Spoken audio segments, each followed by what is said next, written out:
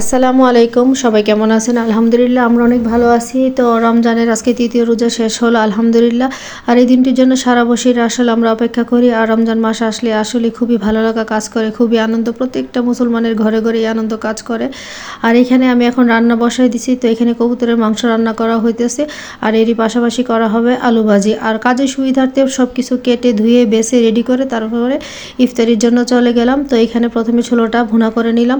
আর ছোলাটা আগে রান্না করে রাখলে আসলে কাজটা অনেকটাই শেষ হয়ে থাকে। তো এখানে ছোলাটা বাটিতে নিয়ে নিলাম। তারপর আমি এখানে আলুর চপ, বেগুনির জন্য বেগুন কেটে সব কিছু রেডি করে নিলাম। আর বেগুনিগুলো আসলে দেখতেই বোঝা যাচ্ছে যে পুষ্টিহীনতায় ভুগতেছে, তো কিছু করার নেই, এগুলো হচ্ছে গাছের বেগুন।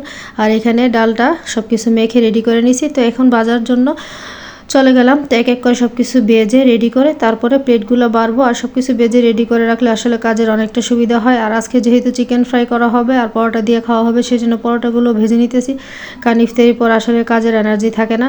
সেই জন্য সব কিছু একবারে শেষ করে তারপর ইফতারি প্লেট বাড়ার জন্য চলে গেলাম। তো এখানে এক এক করে সবার প্লেট বেড়ে রেডি করে নিলাম।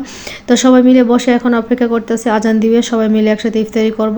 তো সবাই যেন ভালো থাকেন, সুস্থ থাকেন সেই দোয়াই করে, আপনারাও দোয়া করবেন। সবাই ভালো থাকবেন। আল্লাহ হাফেজ, আসসালামু আলাইকুম।